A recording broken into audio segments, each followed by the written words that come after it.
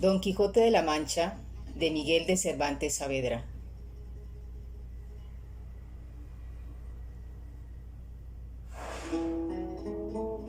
Entrega 33.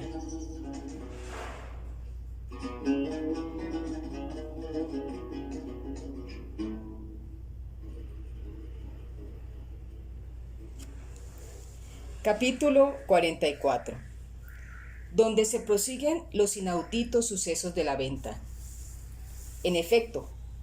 fueron tantas las voces que don Quijote dio, que abriendo de presto las puertas de la venta, salió el ventero, despavorido, a ver quién tales gritos daba, y los que estaban fueron hicieron lo mismo. Maritornes, que ya había despertado a las mismas voces, imaginando lo que podía hacer, se fue al pajar y desató, sin que nadie lo viese, el cabestro que a don Quijote le sostenía. Y él dio luego en el suelo, a vista del ventero y de los caminantes, que, llegándose a él, le preguntaron qué tenía, qué tales voces daba. Él, sin responder palabra, se quitó el cordel de la muñeca y, levantándose en pie, subió sobre Rocinante, embrazó su adarga, enristó su lanzón y, tomando buena parte del campo, volvió a medio galope diciendo: cualquiera que dijere que yo he sido con justo título encantado, como mi señora, la princesa Micomicona, me dé licencia para ello, yo le desmiento, le rieto y desafío a singular batalla.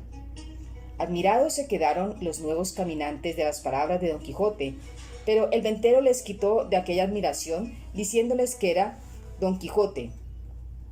y que no había que hacer caso de él, porque estaba fuera de juicio.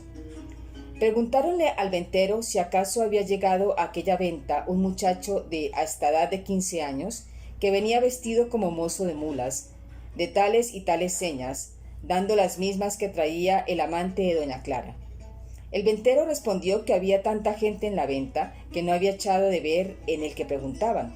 pero habiendo visto uno de ellos el coche donde había venido el oidor, dijo: aquí debe de estar sin duda, porque este es el coche que dicen que él sigue. Quédese uno de nosotros a la puerta y entren los demás a buscarle. Y aún sería bien que uno de nosotros rodease toda la venta, porque no se fuese por las bardas de los corrales. Así se hará, respondió uno de ellos. Y, entrándose los dos dentro, uno se quedó a la puerta y el otro se fue a rodear la venta, todo lo cual veía el ventero, y no sabía atinar para qué se hacían aquellas diligencias, puesto que bien creyó que buscaban a aquel mozo cuyas señas le habían dado.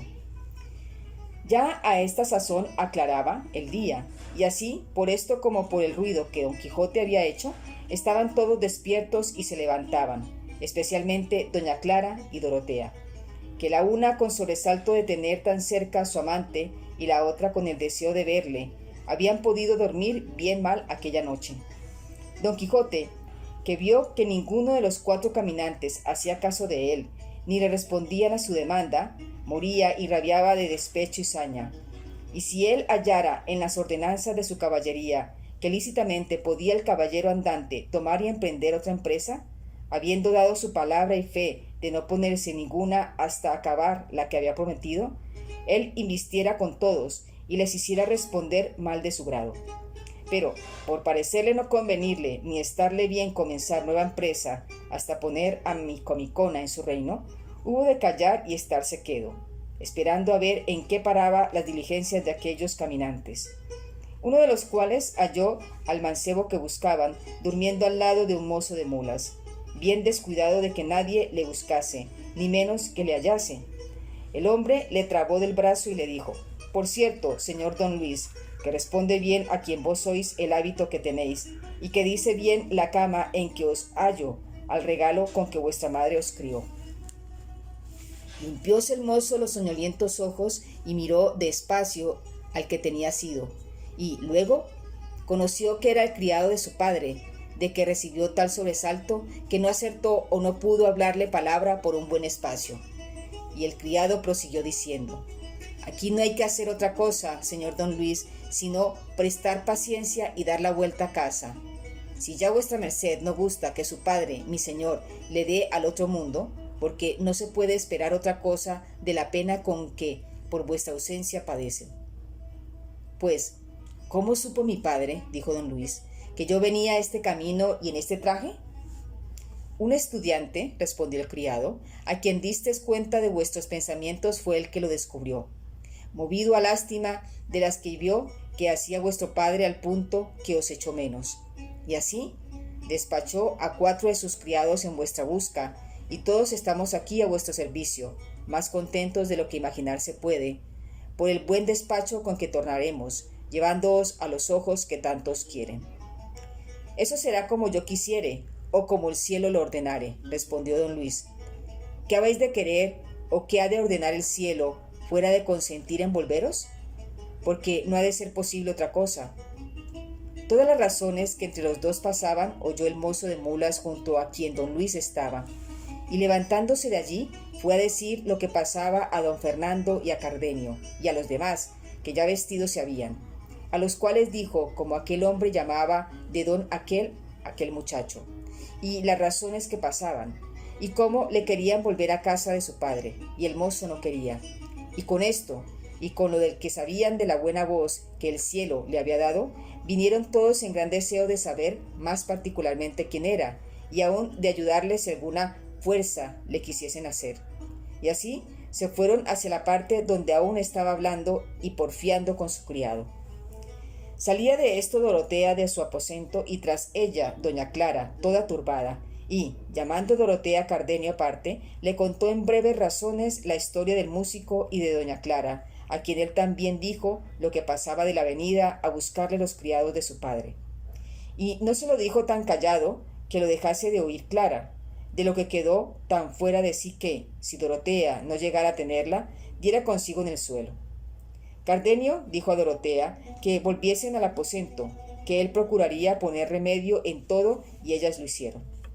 Ya estaban todos los 4 que venían a buscar a don Luis dentro de la venta y rodeados de él, persuadiéndole que luego, sin detenerse un punto, volviese a consolar a su padre. Él respondió que en ninguna manera lo podía hacer hasta dar fin a un negocio en que le iba la vida, la honra y el alma. Apretáronle entonces los criados, diciéndole que en ningún modo volverían sin él y que le llevarían, quisiese o no quisiese. Eso no haréis vosotros, replicó don Luis, sino es llevándome muerto, aunque de cualquier manera que me llevéis será llevarme sin vida. Ya a esta sazón había acudido a la porfia todos los demás que en la venta estaban, especialmente Cardenio, don Fernando, sus camaradas, el oidor, el cura, el barbero y don Quijote, que ya le pareció que no había necesidad de guardar más el castillo. Cardenio, como ya sabía la historia del mozo, preguntó a los que llevarle querían que qué les movía a querer llevar contra su voluntad a aquel muchacho. Muévenos, respondió uno de los 4, dar la vida a su padre, que por la ausencia de este caballero queda a peligro de perderla. A esto dijo don Luis: no hay para qué se dé cuenta aquí de mis cosas. Yo soy libre y volveré si me diere gusto, y si no, ninguno de vosotros me ha de hacer fuerza. Harársela a vuestra merced la razón, respondió el hombre, y cuando ella no bastare con vuestra merced, bastará con nosotros para hacer a lo que vinimos y lo que somos obligados. Sepamos qué es esto de raíz, dijo a este tiempo el oidor. Pero el hombre, que lo conoció como vecino de su casa, respondió: ¿no conoce vuestra merced, señor oidor, a este caballero, que es hijo de su vecino, el cual se ha ausentado de casa de su padre en el hábito tan indecente a su calidad como vuestra merced puede ver?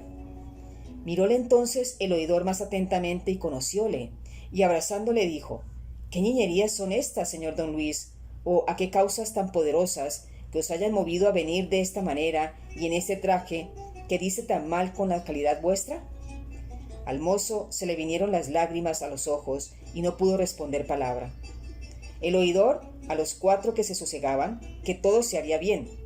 dijo, y, tomando por la mano a don Luis, le apartó a una parte y le preguntó qué venida había sido aquella. Y, en tanto que le hacía esta y otras preguntas, oyeron grandes voces a la puerta de la venta, y era la causa de ellas que 2 huéspedes que aquella noche habían alojado en ella, viendo a toda la gente ocupada en saber lo que los 4 buscaban, habían intentado en irse sin pagar lo que debían, Mas el ventero, que atendía más a su negocio que a los ajenos, les asió al salir de la puerta y pidió su paga, y les afeó su mala intención con tales palabras, que les movió a que le respondiesen con los puños. Y así le comenzaron a dar tal mano que el pobre ventero tuvo necesidad de dar voces y pedir socorro. La ventera y su hija no vieron a otro más desocupado para poder socorrerle que a don Quijote, a quien la hija de la ventera dijo: «Socorra vuestra merced, señor caballero, por la virtud que Dios le dio a mi padre, que dos malos hombres le están moliendo como así viera». A lo cual respondió don Quijote, muy de espacio y con mucha flema: «Fermosa doncella, no ha lugar por ahora vuestra petición, porque estoy impedido de entretenerme en otra aventura en tanto que no diere cima a una en que mi palabra me ha puesto.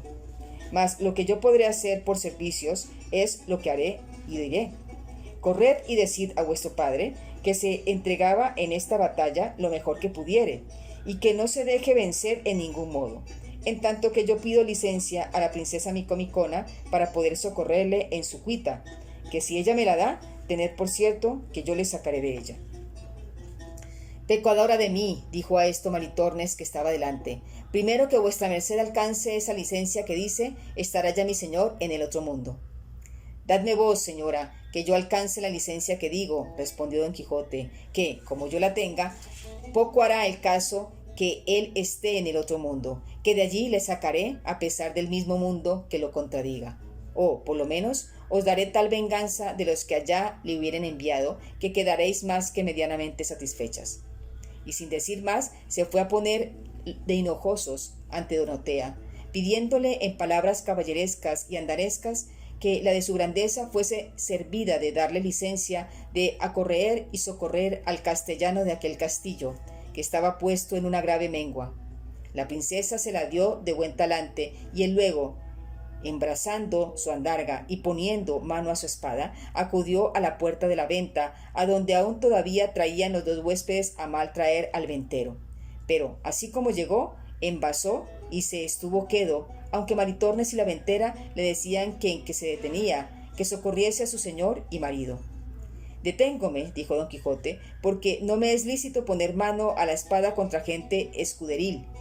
Pero llamadme aquí a mi escudero Sancho, que a él le toca y atañe esta defensa y venganza». Esto pasaba en la puerta de la venta, y en ella andaban las puñadas y mojicones muy a su punto, todo en daño del ventero y en rabia de Maritornes, la ventera y su hija, que se desesperaban de ver la cobardía de don Quijote y de lo mal que lo pasaba su marido, señor y padre. Pero dejémosle aquí, que no faltará quien lo socorra, o si no, sufra y calle el que se atreve a más de a que sus fuerzas le prometen. Y volvámonos atrás 50 pasos, a ver qué fue lo que don Luis respondió al oidor, que le dejemos aparte. Preguntáronle la causa de su venida a pie y de tan vil traje vestido, a lo cual el mozo, haciéndole fuertemente de las manos, como en señal de que algún gran dolor le apretaba el corazón, y derramando lágrimas en gran abundancia, le dijo: «Señor mío, yo no sé deciros otra cosa sino que desde el punto que quiso el cielo y facilitó nuestra vecindad que yo viese a mi señora doña Clara, hija vuestra, señora mía, desde aquel instante la hice dueña de mi voluntad, y si la vuestra, verdadero señor y padre mío, no lo impide, en este mismo día ha de ser mi esposa. Por ella dejé la casa de mi padre, y por ella me puse en este traje para seguirla donde quiera que fuese, como la saeta al blanco, o como el marinero al norte. Ella no sabe de mis deseos más de lo que ha podido entender de algunas veces que desde lejos ha visto llorar mis ojos. Ya, señor, sabéis la riqueza y la nobleza de mis padres, y como yo soy su único heredero, si os parece que estas son partes para que os aventuréis a hacerme en todo venturoso, recibidme luego por vuestro hijo, que si mi padre, llevado de otros designios suyos, no gustare de este bien que yo supe buscarme, más fuerza tiene el tiempo para deshacer y mudar las cosas que las humanas voluntades». Calló, en diciendo esto, el enamorado mancebo, y el oidor quedó en oírle suspenso, confuso y admirado, así de haber oído el modo y la discreción con que don Luis le había descubierto su pensamiento, como de verse en punto que no sabía de qué poder tomar en tan repentino y no esperado negocio. Y así, no respondió otra cosa, sino que se sosegase por entonces, y entretuviese a sus criados, que por aquel día no le volviesen, porque se tuviese tiempo para considerar lo que mejor a todos estuviese. Besóle las manos por fuerza don Luis, y aún se las bañó en lágrimas, cosa que pudiera enternecer un corazón de mármol, no solo el del oidor que, como discreto, ya había conocido cuán bien le estaba a su hija aquel matrimonio, puesto que si fuera posible, lo quisiera efectuar con voluntad del padre de don Luis, del cual sabía que pretendía ser de título a su hijo. Ya a esta sazón estaban en paz los huéspedes con el ventero, pues, por persuasión y buenas razones de don Quijote, más que por amenazas, le habían pagado todo lo que él quiso, y los criados de don Luis aguardaban el fin de la plática del oidor y la resolución de su amo. Cuando el demonio, que no duerme, ordenó que en aquel mismo punto entró en la venta el barbero a quien don Quijote quitó el yelmo de membrino, y Sancho Panza los aparejos del asno, que trocó con lo del suyo, el cual barbero, llevando su jumento a la caballeriza, vio a Sancho Panza que estaba aderezado no sé qué de la alpargata, y así como la vio y conoció, y se atrevió a arremeter a Sancho diciendo: «Ah, don ladrón, que aquí os tengo, venga mi bacía y mi albarda, con todos mis aparejos que me robaste».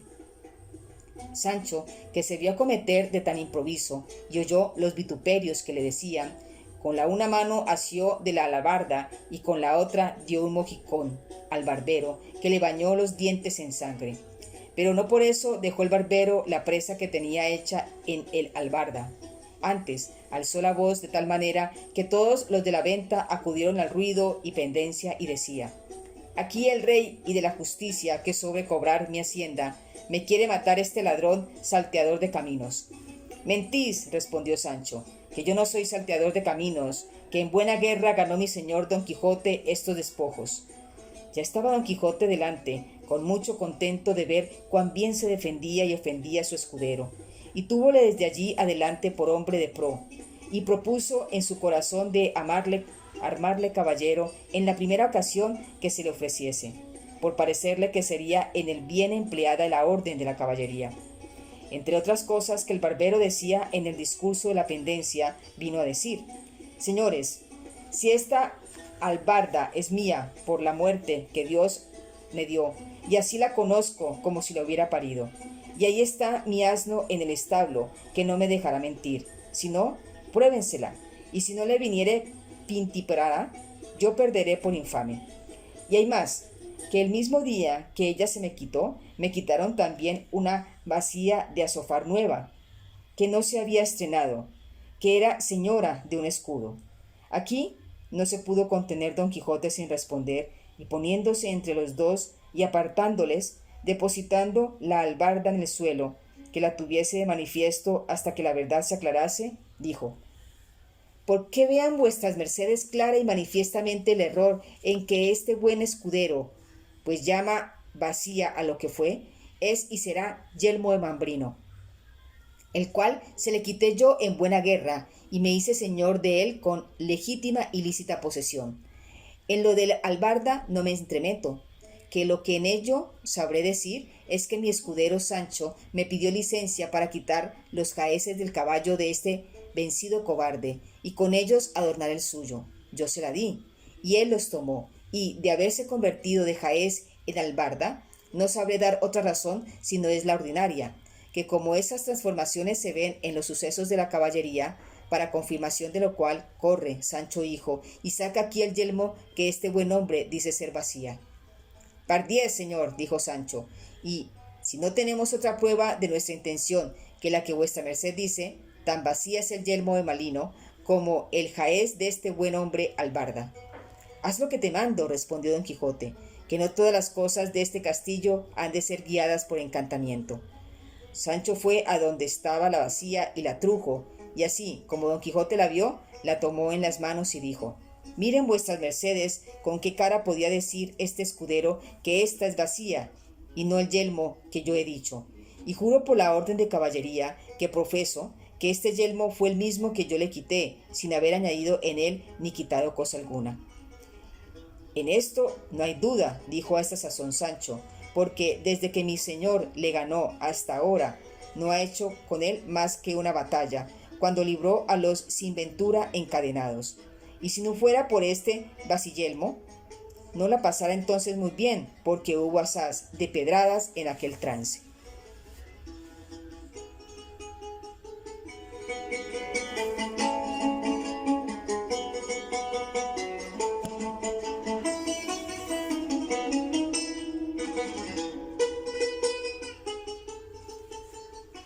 Capítulo 45, donde se acaba de averiguar la duda del yelmo del Mambrino y de la alalbarda y otras aventuras sucedidas con toda verdad. ¿Qué les parece a vuestras mercedes, señores?, dijo el barbero, de lo que afirman estos gentiles hombres, pues aún porfían que ésta no es vacía sino yelmo. Y quien lo contrario dijere, dijo don Quijote, le haré yo conocer que miente si fuere caballero, y si es escudero, que remiente 1000 veces. Nuestro barbero, que a todo estaba presente, como tenía también conocido el humor de don Quijote, quiso esforzar su desatino y llevar adelante la burla para que todos riesen, y dijo, hablando con el otro barbero: Señor barbero, ¿os quién sois? Sabed que yo también soy de vuestro oficio y tengo más a de 20 años carta de examen, y conozco muy bien de todos los instrumentos de la barbería, sin que le falte uno, y ni más ni menos fui un tiempo en mi mocedad soldado, y sé también que es yelmo y que es morrión y celada de encaje y otras cosas tocantes a la milicia, digo, a los géneros de armas de los soldados,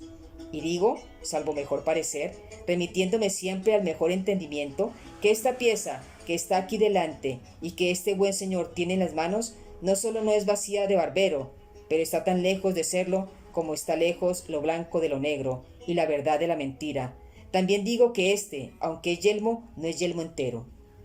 No, por cierto, dijo don Quijote, porque le falta la mitad, que es la barbera. Así es, dijo el cura, que ya había entendido la intención de su amigo el barbero. Y lo mismo confirmó Cardenio, don Fernando y sus camaradas, y aun el oidor, si no estuviera tan pensativo con el negocio de don Luis. Por su parte, ayudaría a la burla.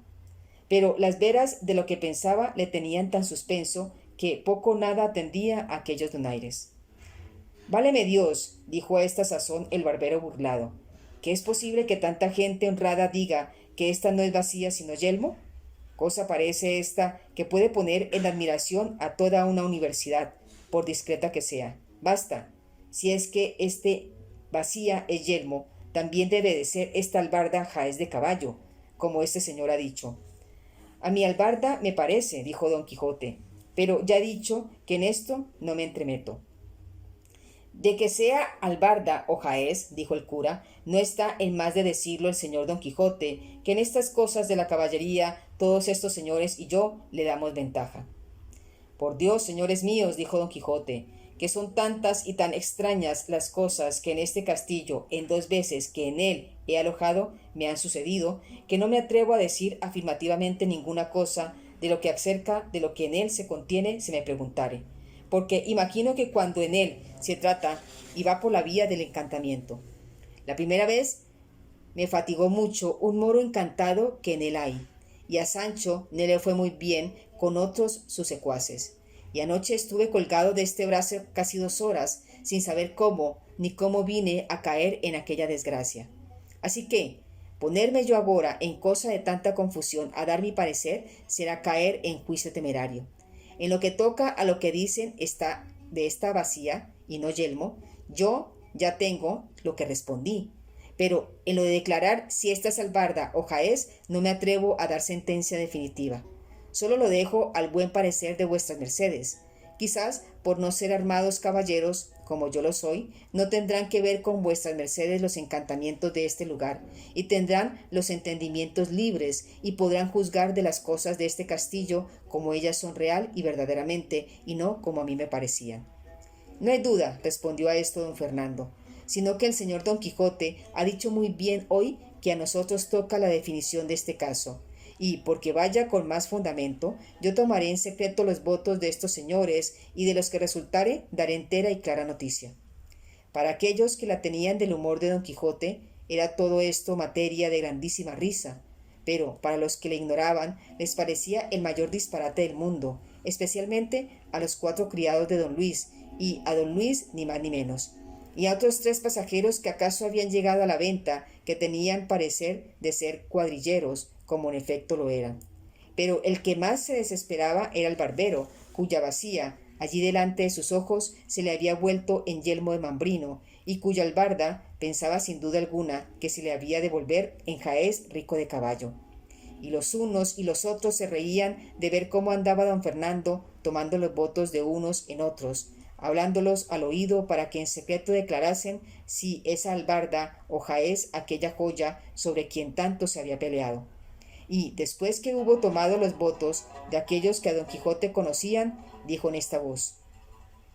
el caso es, buen hombre, que ya yo estoy cansado de tomar tantos pareceres, porque veo que a ninguno pregunto lo que deseo saber, que me diga que es disparate el decir que ésta sea albarda de jumento, sino jaez de caballo, y aun de caballo castizo. Y así habéis de tener paciencia, porque a vuestro pesar y al de vuestro asno, este es jaez y no albarda, y vos habéis alegado y probado muy mal de vuestra parte. No la tengo yo en el cielo, dijo el sobrebarbero. Si todas vuestras mercedes no se engañan,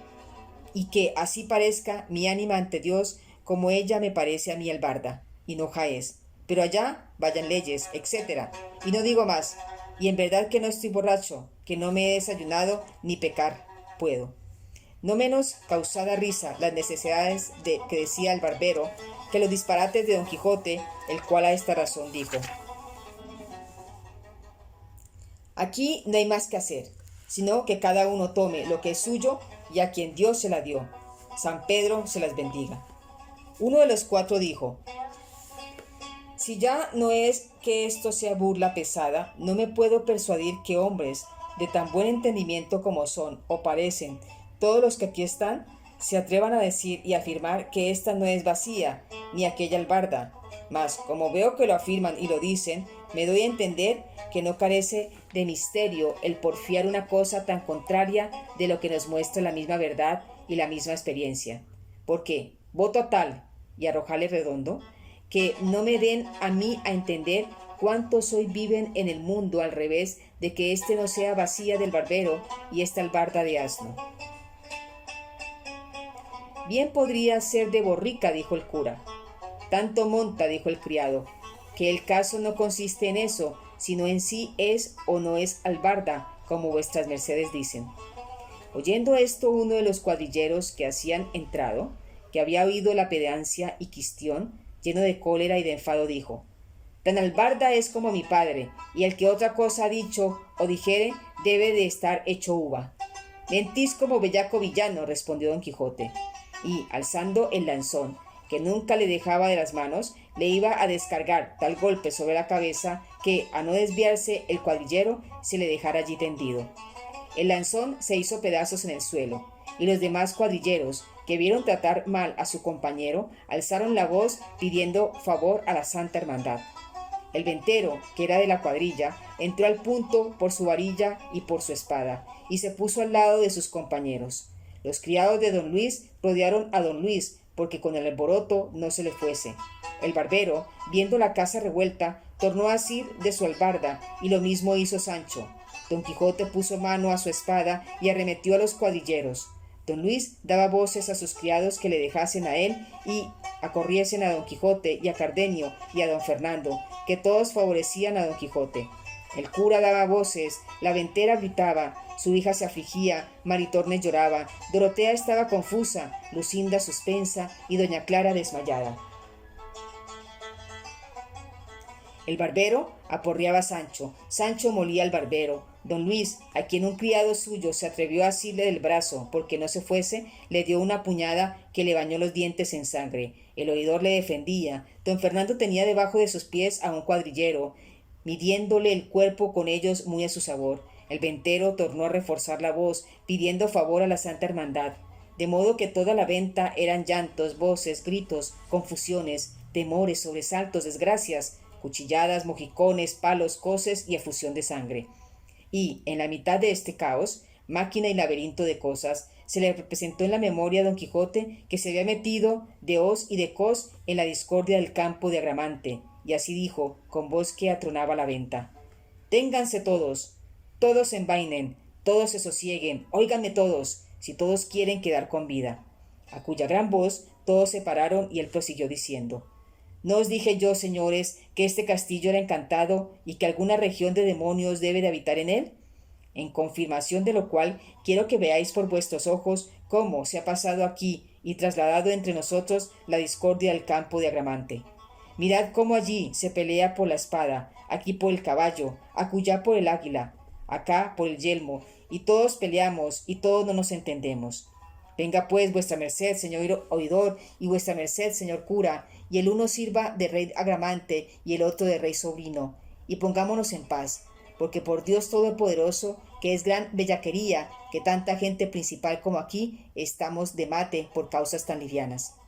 Los cuadrilleros, que no entendían el frasí de don Quijote y se veían malparados de don Fernando, Cardenio y sus camaradas, no querían sosegarse. El barbero sí, porque en la pendencia tenía deshechas las barbas y el albarda. Sancho, a la más mínima voz de su amo, obedeció como buen criado. Los 4 criados de don Luis también se estuvieron quedos, viendo cuán poco les iba en no estarlo.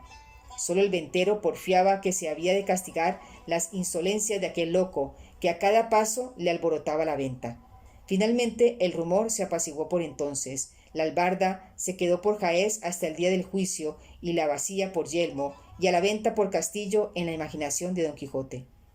Puestos, pues, ya en sosiego, y hechos amigos todos a persuasión del oidor y del cura, volvieron los criados de don Luis a porfiarle que al momento se viniese con ellos, y en tanto que él con ellos se avenía, el oidor comunicó con don Fernando, Cardenio y el cura qué debía hacer en aquel caso, contándoseles con las razones que don Luis le había dicho. En fin, fue acordado que don Fernando dijese a los criados de don Luis quién era él y cómo era su gusto que don Luis se fuese con él a Andalucía, donde de su hermano el marqués sería estimado como el valor de don Luis merecía. Porque de esta manera se sabía de la intención de don Luis, que no volvería por aquella vez a los ojos de su padre, si le hiciesen pedazos.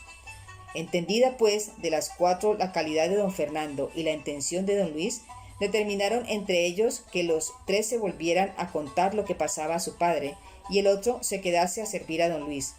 y a no dejarle hasta que ellos volviesen por él o viese lo que su padre les ordenaba. De esta manera se apaciguó aquella máquina de pendencias por la autoridad de Agramante y prudencia del rey sobrino. Pero, viéndose el enemigo de la concordia y el émulo de la paz menospreciado y burlado, y el poco fruto que había granjeado de hacerlos puestos a todos en tan confuso laberinto, acordó de probar otra vez la mano, resucitando nuevas pendencias y desasiegos. Ea pues el caso que los cuadrilleros se sosegaron por haber entreoído la calidad de los que con ellos se habían combatido, y se retiraron de la pendencia, por parecerles que, de cualquier manera, a que sucediese, habían de llevar lo peor de la batalla. Pero uno de ellos, que fue el que fue molido y pateado por don Fernando, le vino a la memoria que, entre algunos mandamientos que traía para prender a algunos delincuentes, traía uno contra don Quijote, a quien la Santa Hermandad había mandado prender, por la libertad que dio a los galeotes, y como Sancho, con mucha razón, había temido. Imaginando, pues, esto, quiso certificarse si las señas que don Quijote traía venían bien, y sacando del seno un pergamino, topó con el que buscaba, y poniéndosele a leer despacio, porque no era buen lector, a cada palabra que leía ponía los ojos en don Quijote, e iba cotejando las señales del mandamiento con el rostro de don Quijote, y halló que, sin duda alguna, era él el que el mandamiento rezaba. Y apenas se hubo certificado, cuando, recogiendo su pergamino, en la izquierda tomó el mandamiento y con la derecha asió a don Quijote del cuello fuertemente, que no le dejara alentar, y a grandes voces decía: «Favor a la Santa Hermandad, y para que se vea que lo pido de veras, léase este mandamiento donde se contiene que se prenda a este salteador de caminos».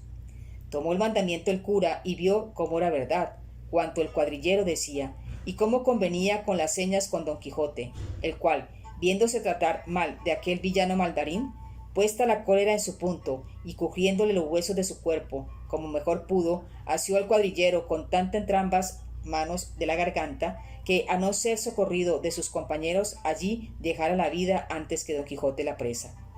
El ventero, que por fuerza había de favorecer a los de su oficio, acudió luego a darle favor. La ventera, que vio de nuevo a su marido en pendencias, de nuevo alzó la voz, cuyo tenor le llevaron luego Maritornes y su hija, pidiendo favor al cielo y a los que allí estaban. Sancho dijo, viendo lo que pasaba: «Vive el Señor, que es verdad cuanto mi amo dice de los encantos de este castillo, pues no es posible vivir una hora con quietud en él». Don Fernando departió al cuadrillero y a don Quijote, y con gusto de entre ambos les desenclavijó las manos, que el uno en el collar del sayo del otro y el otro en la garganta del otro. Bien asidas tenían, pero no por esto cesaban los cuadrilleros de pedir su preso, y que les ayudasen a dársele atado y entregado a toda su voluntad, porque así convenía al servicio del rey y de la Santa Hermandad, de cuya parte de nuevo les pedían socorro y favor para hacer aquella prisión de aquel robador y salteador de sendas y de carreteras. Reíase de oír decir estas razones don Quijote, y con mucho sosiego dijo: «Venid acá, gente soez y malnacida, saltear de caminos llamáis al dar libertad a los encadenados, soltar los presos, acorrer a los miserables, alzar los caídos, remediar los menesterosos. Ah, gente infame, digna por vuestro bajo y vil entendimiento, que el cielo no os comunique el valor que se encierra en la caballería andante, ni os dé a entender el pecado e ignorancia en que estáis en no reverenciar la sombra, cuanto más la asistencia de cualquier caballero andante. Venid acá, ladrones en cuadrilla, que no cuadrilleros, salteadores de caminos con licencia de la Santa Hermandad. Decidme, ¿quién fue el ignorante que firmó mandamiento de prisión contra un tal caballero como soy yo? ¿Quién el que ignoró que son exentos de todo judicial fuero los caballeros andantes, y que su ley es su espada, sus fueros, sus bríos, sus premáticas, su voluntad? ¿Quién fue el mentecato vuelto a decir que no sabe que no hay secutoria de hidalgo con tantas preeminencias ni exenciones como la que adquiere un caballero andante el día que se arma caballero y se entrega al duro ejercicio de la caballería? ¿Qué caballero andante pagó pecho, alcabada, chapín de la reina, moneda forera, portazgo ni barca? ¿Qué sastre le llevó hechura de vestido que le hiciese? ¿Qué castellano le acogió en su castillo que le hiciese pagar el escote? ¿Qué rey no le asentó a su mesa? ¿Qué doncella no se le aficionó y se le entregó rendida a todo su talante y voluntad? Y finalmente, ¿qué caballero andante ha habido, hay ni habrá en el mundo que no tenga bríos para dar él solo 400 palos a 400 cuadrilleros que se le pongan delante?